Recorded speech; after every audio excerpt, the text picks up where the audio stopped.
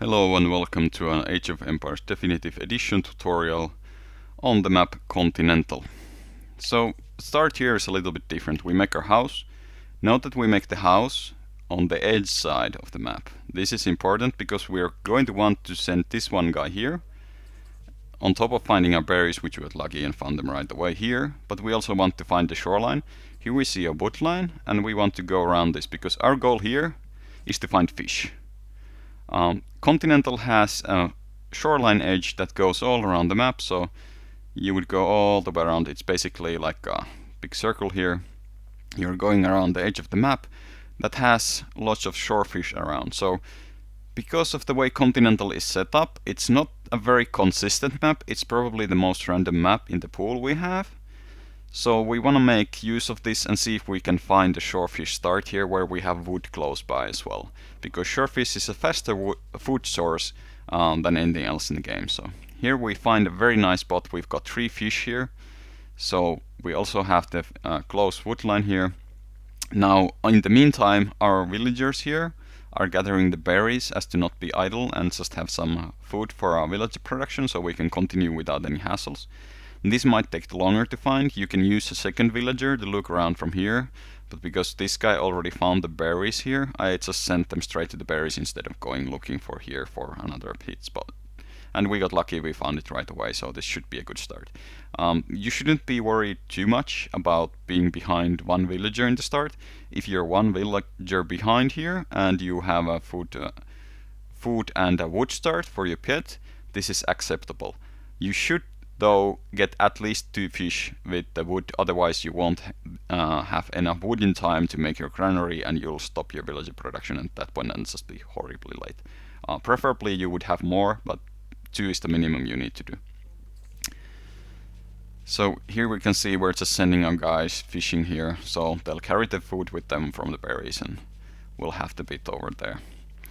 Now, unlike other maps, the resources on Continental, aside from the berries, can be very far. So in the case you have gazelles near here, perfect, fine, great. You might have them here, but on the other hand you might not. They can spawn like way over here if you get unlucky. So because of this we're trying to find for the extra food from the shorefish pit over there and get a good start that way. Just a basic start here, just going exploring around, looking if there's going to be our gazelles here. Or the other thing on Conti is that we also get an elephant per player. Now the elephant might be 1 elephant, it might be 2 elephants, but there's 1 spawn of elephants basically on a normal sized maps anyway. On gigantic everything changes, but for most map it works like this. So we're just looking for if we happen to have any close resources, but again the elephant can be really far away as well, so there's really no good way to be sure about your resources, so you have to make do with what you find at the start. So the best way is to get your shorefish with the wood line. If you don't have a wood line for your shorefish, like for example if you're looking over here, we have 1, 2, 3, 4, 5, what's that, 6 fish at least. You could have all of this fish here and you could pit this and you would be very nice and happy with your food for a long time but have absolutely no wood.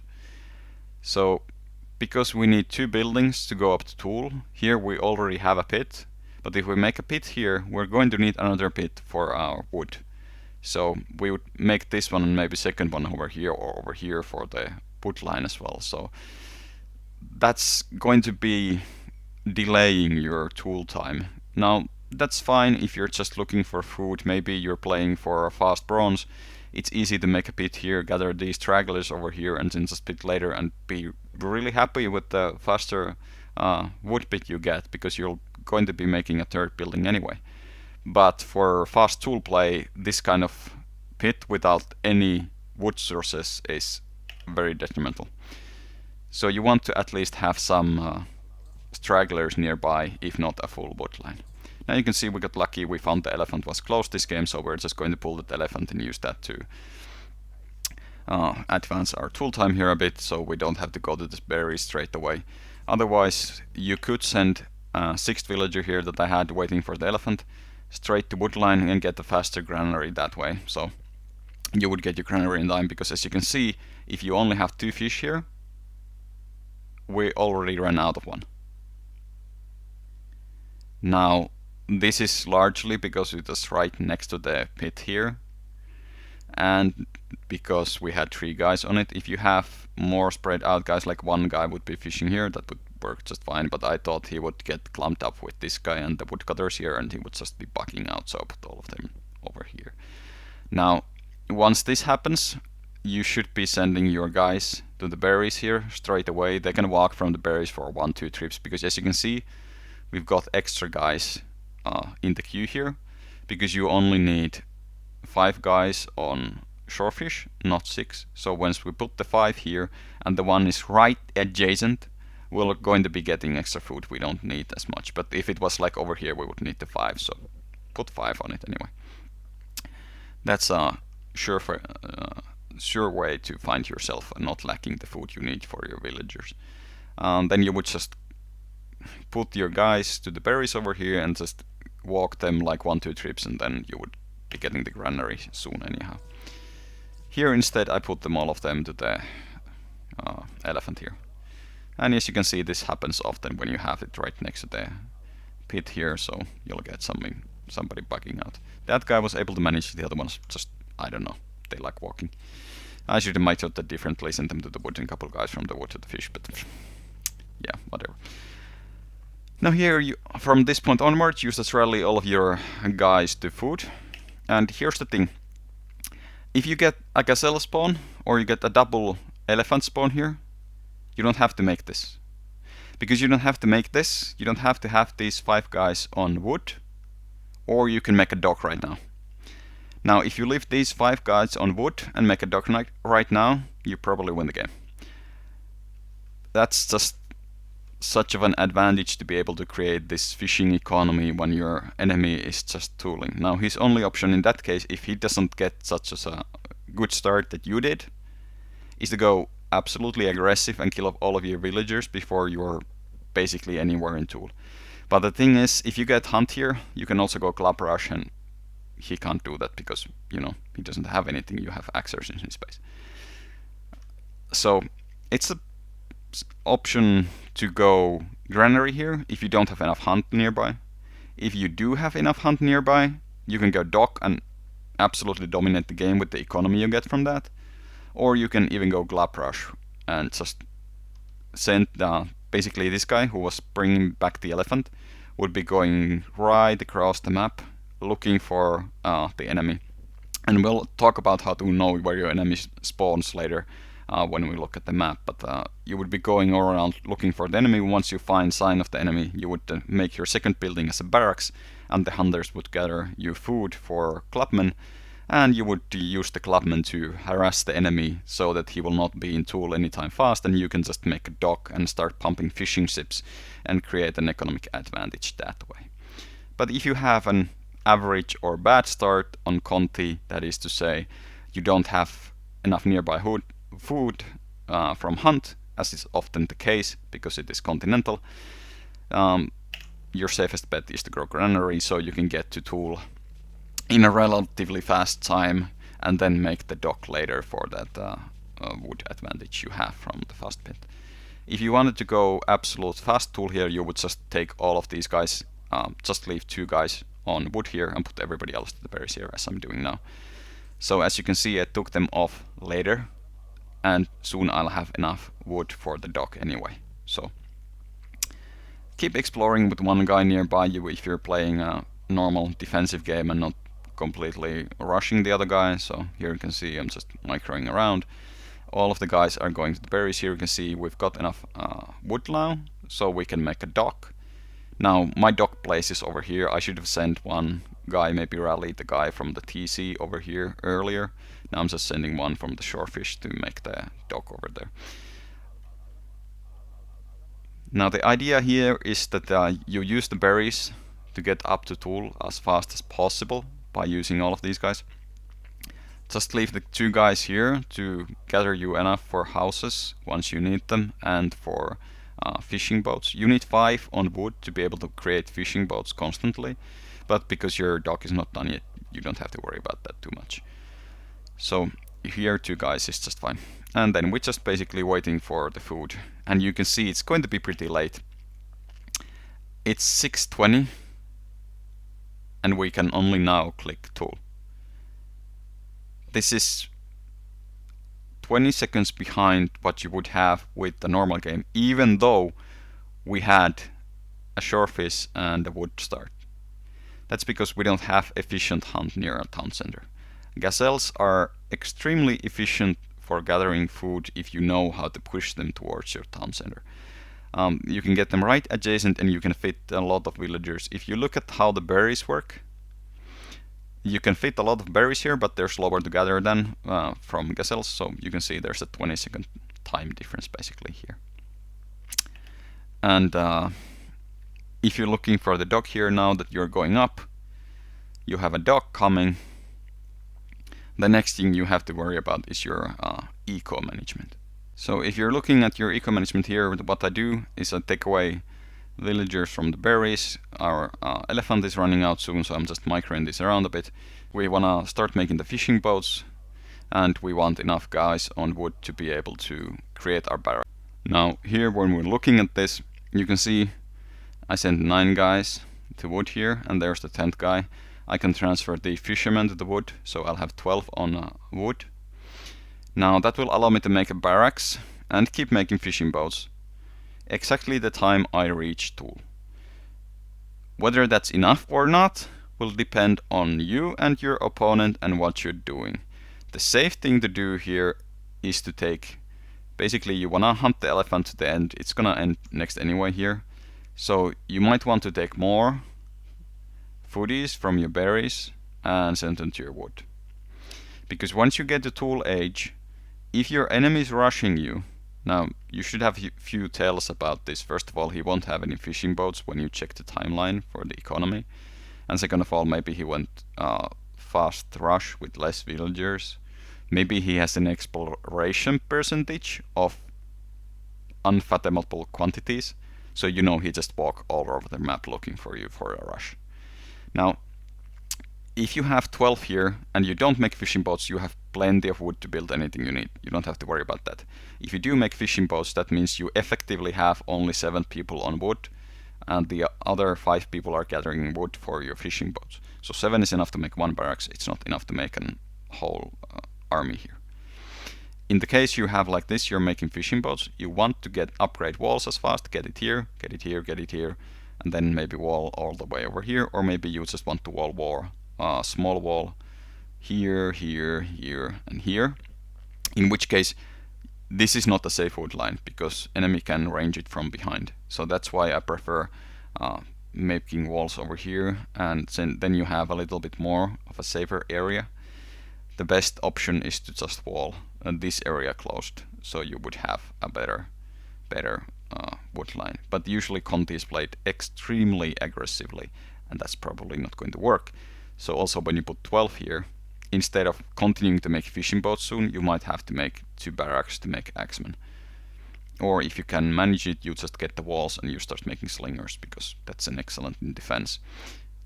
Just make sure, if you're making the fishing boats here, don't make just fishing boats, because as soon as you get tool, you have to make a navy, because your enemy will be making navy as well. So now that you've seen me play the map, let's take a look at the map in the editor and see how it looks and what are its features. Here is the same map we just played, but we're looking at it from the editor. So this is the start on Continental. Next to your town center, 8 to 11 tiles for your 6 to 7 berries, just standard start here, like on almost every other map. The something you should notice instantly is you can't see gazelles here. As I said before, gazelles on Continental can be far. At maximum 35 tiles from your town center. Now you might look here and you're like, okay, that's my gazelle. No. This is your gazelle here. This would take way too much time to find. First of all, you would have to look for one villager from this side, one villager from this side, and even then if you wanted to find it at the time that you could use it, you would have to send a third villager here, so you would have 3 villagers comping the map, and that would just put you behind economically massively.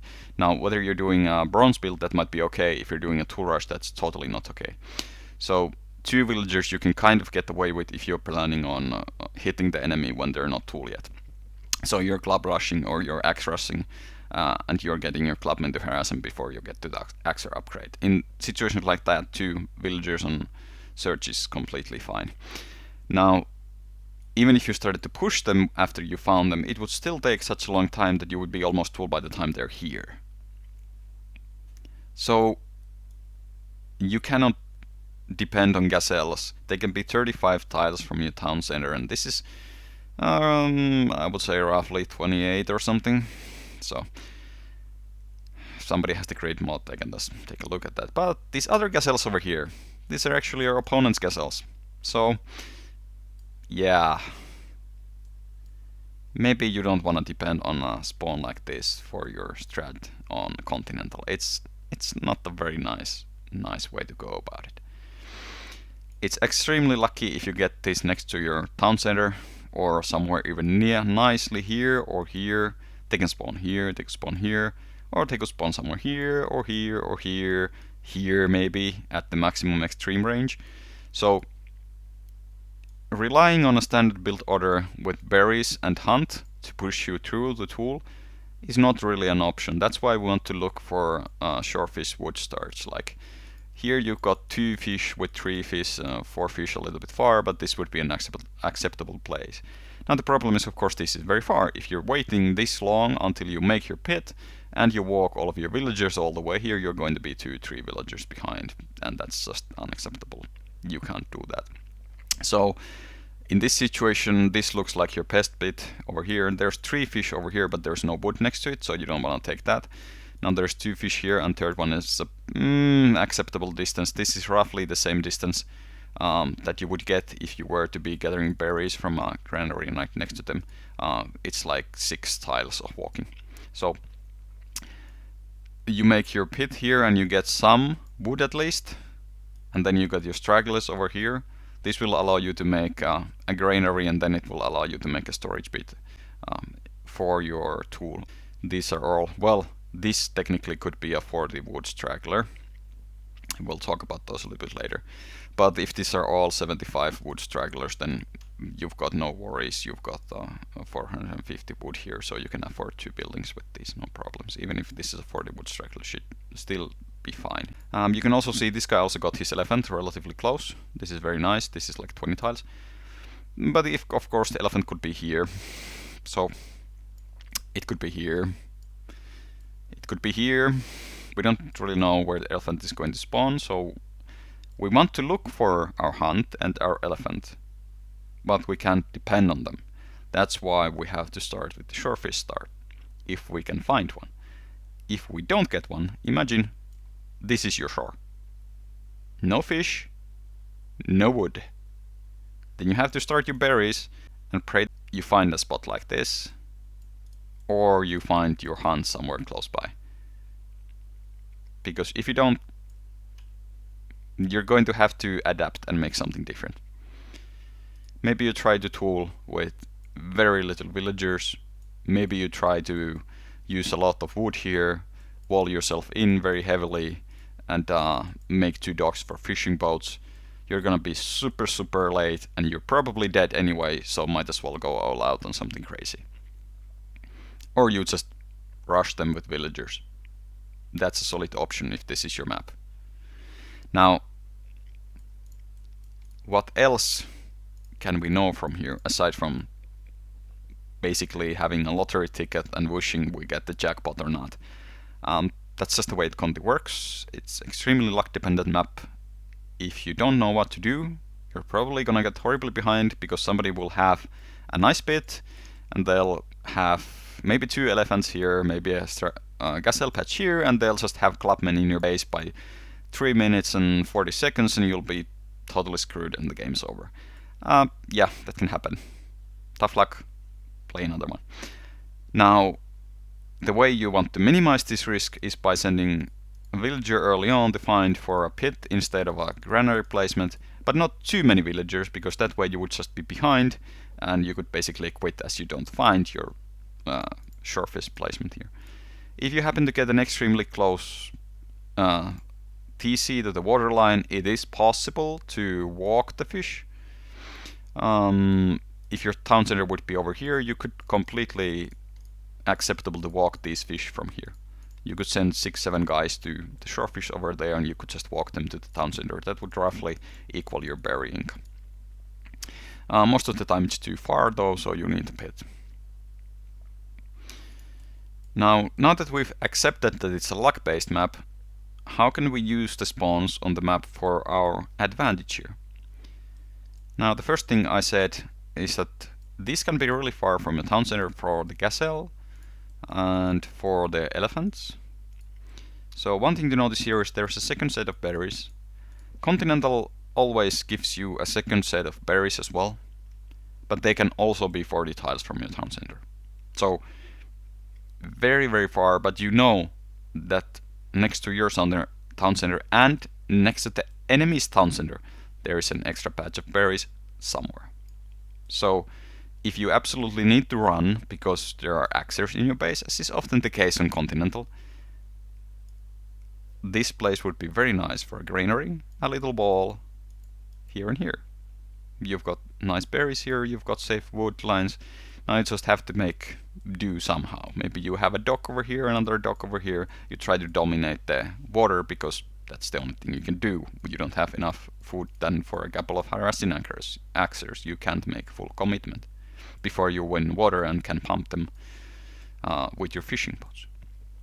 Now the other thing to know is, of course, if you see this gazelle over here when you're exploring from here to here, and you've already found these, or you're judging that these are too far from your town center,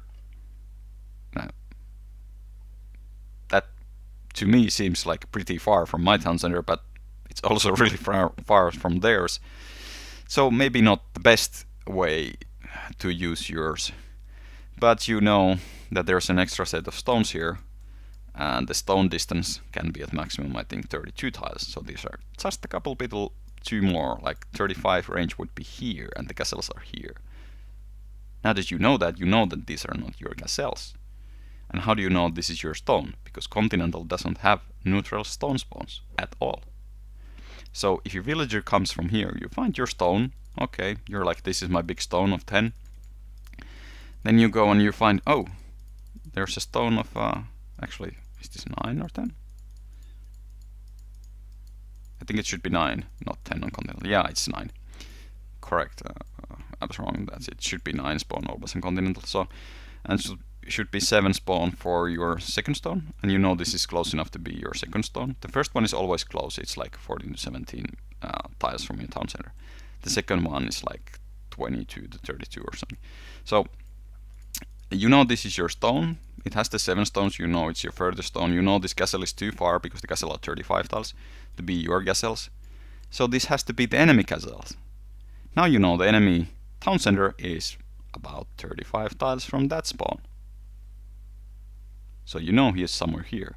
He cannot be here because this would be too far from the gazelles. He cannot be here because it would be too far from the gazelles. You know it has to be somewhere around here. Now you can spawn in the middle of the map in Continental, and then you just have to go for the berries and hope you get hunt or make something different happen. But that's a different case. Then you would, if that happens in a 1v1 game, you probably want to just restart that unless you know you have a chance. Well, you might as well try and play to see what happens, but just be prepared to lose. That's not such an uncommon situation on Continental. So here you know this is enemy's gazelle spawn, so you probably want to continue going this way, and you're like, oh, okay, there's stone, and you count. This is a 9 stone, so you know the town center is somewhere here because it's 15 tiles from the stone. And if you were planning on club rushing, excellent place to put your barracks in, because you know it's right next to the enemy town center. Now there might not be anything interesting next to the enemy town center, and because it's Continental, he might have walked over here for the shorefish. He might have walked over here for the berries. You don't know. Same thing for you. Your enemy might be coming here and seeing, he goes here, he sees the gazelle, he's like, ah, my gazelle, I found them finally. Then he sees the stone and he's like, ah, this is an opponent stone. Continues and he's like, oh, this is his second stone, and places their axes over here, maybe on this side, so he doesn't get blocked so easily. But places the axe over here, and then you're like, oh, that's a nice place to build your barracks. I don't care, because I'll just wall in here and eat these berries. Or maybe you've just moved here to eat all of this gazelle, and the shore is here. So it's not always guaranteed that your enemy economy is where their town center is on Continental, but at least you know where the town center is. Now, there's also another way to know if you are next to an enemy town center, aside from stone and also the gold mines. Because if you look at the trees here, for that I'll have to boot up the map. So you see this tree? It's a dead tree. That's fine. You see this tree? It's a dead tree. And you see this tree? It's not the dead tree anymore. It's a dead tree with forest. And the same thing goes here. This is a dead forest tree. Dead forest trees can also only spawn as enemy starting stragglers. So this forest tree over here indicates that there's an enemy town center 22 tiles from this tree. So this is about the maximum distance you can get, maybe here somewhere. Maximum distance you can get for this tree here. So you know an enemy town center is somewhere around here at this range from the straggler, because you know this is close enough to be your straggler, of course, if you're coming from this side. But if you're coming from this side, you're like, aha, now I know. The same thing if you were to be coming, maybe you explore this way, and then you go all the way around here, and you're like, you can't find this gold, maybe you miss it right away, but you see this forest tree over here. That will tell you that you're next to an enemy town center, and this would be a prime place for proxying a barracks. Now the other thing is of course the gold. You've got gold mines on Continental, 2 per player, and there are 10 gold, which you can see here, which is the closer, which is roughly 15 tiles, 14 to 18, something like that. And then you've got the other one, which is 9 gold, which is the further gold, like 20 to 30 tiles from the town center. This is pretty much as close as you can get it, I think. That's very nice. So you know if you find a 10 gold, you should just place your barracks right next to it, because it's right next to the enemy town center anyhow. If you find an enemy elephant, let's say you come from here and you see this elephant, you're like, okay, there's an elephant. I know there's an enemy somewhere here. Because of the distance of the elephant from the town center, it's not very useful for proxying or knowing where your enemy is. If you run into an elephant, you know the direction, but you don't know the distance. The same thing applies to the berries. If you find these berries, you're like, yay, I'm next to an enemy. Maybe he's right here. No, he's here. He could be here. He could be here. You don't know. So large stone piles of 9, large gold piles of 10, and stragglers that are dead forest trees are extremely good indicators as well for finding out your enemy.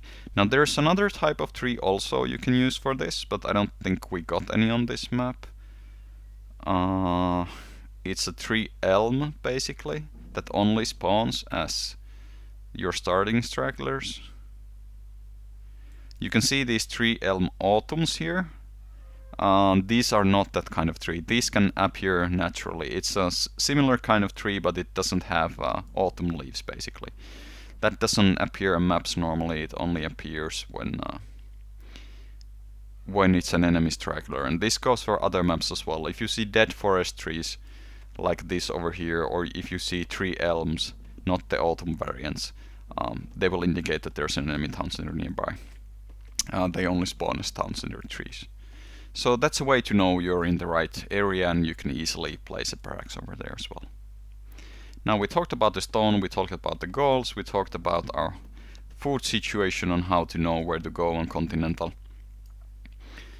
Now if you're thinking, yay, it's a nice map, I'll just go and maybe I need to run from here. You know the enemy is over there, so you might as well, you know, go to the opposite end of the map. Let's go here and be like, let's find food. Yeah, no.